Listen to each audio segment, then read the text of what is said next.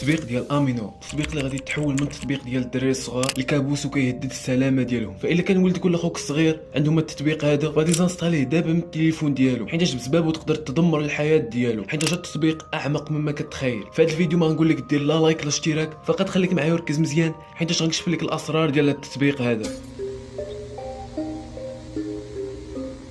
والقصه غادي تبدا مع بيرن اندرسون، المؤسس ديال التطبيق اللي كان عنده هدف في حياته هو انه يصاوب شي تطبيق اللي يغير به العالم. واحد النهار بيرن اندرسون هو والصديق ديالو في الجامعه اللي سميتو يين يونغ حضروا واحد المهرجان ديال الانمي في بوسطن، وفاش وصلوا داك المهرجان تفاجئوا بعدد الناس والمعجبين بالانمي وكلهم مجموعين في بلاصه واحده وكيحتفلوا وكيرقصوا مع بعضياتهم، وهما في الاصل حتى واحد ما كيعرف الاخر. ومن بعد المهرجان كونوا صداقات ولاو كيديروا خرجات مع بعضياتهم. وهنا بين اندرسون وين يونغ قرروا انهم يصاوبوا التطبيق ديال امينو، اللي الفكره ديالو هي انه يلاقيك مع ناس بنفس الاهتمامات ديالك وتدخل اي مجموعه وتكون صداقات، وممكن انك تنشر الاراء ديالك على الموضوع اللي كتبغي. والفكره ديال التطبيق كانت ناضيه في الاول وكلشي تلشارجاه في التليفون قبل حتى ما يتم الاصدار ديالو، ولكن المروجين واصحاب التطبيق غيصدموا الجميع بان التطبيق غيكون فقط للاطفال والمراهقين اللي في العمر ديال 12 عام. وفي البدايه ديال التطبيق كانت معقده شويه، كان عباره على مجموعات وكل مجموعه فيها اهتمامات لموضوع معين، والا بغيتي تكون في واحد من هذه المجموعات خاصك تشارجي جوج تطبيقات اضافيين من غير التطبيق ديال امينو، واي حاجه كطرا في هذه المجموعات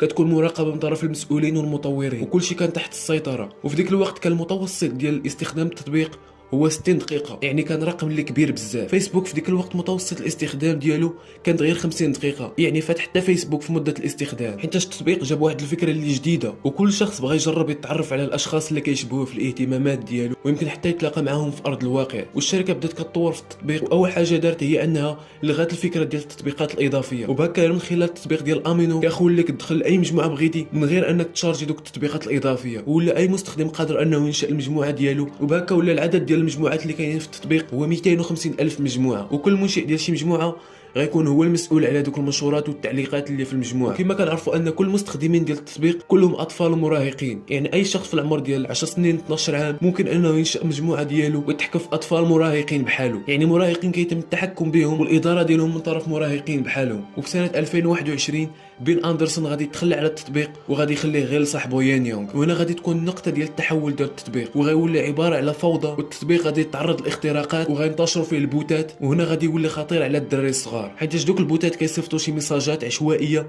اللي عباره على روابط وصور فاضحه وفيديوهات بليست مونتاج واللي ما مناسباش مع اطفال اللي باقيين في العمر ديال المراهقه. وهنا المستخدمين ديال التطبيق فاش شافوا هذا الشيء وشافوا الرسائل والروابط اللي كيوصلوهم مشاو كيطلبوا من الشركه انها دير شي حل ومراقبه التطبيق، حيت حسوا بالخطوره ديال الامر، ولكن الشركه ما دارت حتى شي حاجه وما عطات حتى شي تفسير او حلول المشاكل اللي كاينين في التطبيق. والشركه عوض انها تطور الانظمه ديال الحمايه ديالها ولا الغرض ديالها الاساسي هي انها تربح الفلوس. سنه 2022 الشركه غادي تخرج عمله مشفره خاصه بالتطبيق واللي كتشريها بفلوس حقيقيين، وهذه العمله كتشري بها مميزات واطارات خاصه بالتطبيق. وحيت المستخدمين ديال التطبيق غير دراري صغار وما غاديش يكون عندهم الفلوس، غيضطروا انهم يسرقوا الفلوس من العائلات ديالهم. او الطريقه الثانيه اللي كيقترحها التطبيق هي انهم يتفرجوا في مجموعه من الاعلانات اللي كاينين في التطبيق، والمشكله ان هذه الاعلانات بلوست مونتاج، البنات كيلبسوا ملابس فاضحه وفي وضعيات غير اخلاقيه، والدري في العمر ديال 12 عام غيضطر انه يتفرج في دوك الاعلانات باش انه يحصل على دوك العملات وباش انه يشري الخصائص والمميزات اللي كاينين في التطبيق. وبالاضافه لعمليات الاحتلال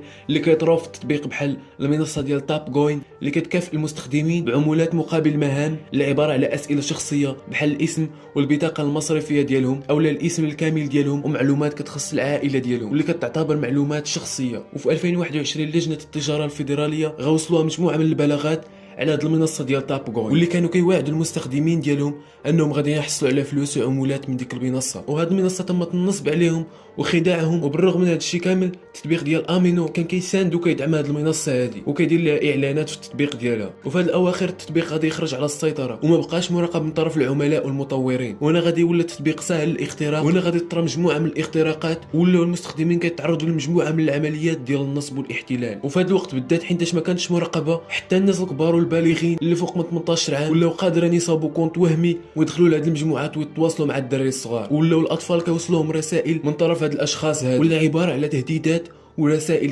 اخلاقيه. وبالرغم من ان الاطفال والعائلات ديالهم كيرسلوا بلاغات لهذا التطبيق هذا، ولكن التطبيق ما عطى حتى شي اهتمام للموضوع. وشي حد من هاد الاشخاص هادو غادي يصاوبوا مجموعات اللي خاصه، والا بغيتي تدخل لهم خاصهم يتاكدوا من العمر والجنس ديالك، ومن بعد كيطلبوا منك ترسل لهم صوره بشي وضعيات غير اخلاقيه باش انهم يتاكدوا واش انت ولد او لا. يعني تخيل معايا البشاعه اللي غادي يوصلوا لها هاد الاشخاص هادو. وهنا العائلات ديالهم فاش عرفوا بهذا الشيء غير رفعوا قضيه على التطبيق ديال امينو، ورفعوا قضيه حتى على الاشخاص اللي كيتكلموا مع الاطفال ديالهم بديك الطريقه، والقضيه باقي مستمره لحد الساعه.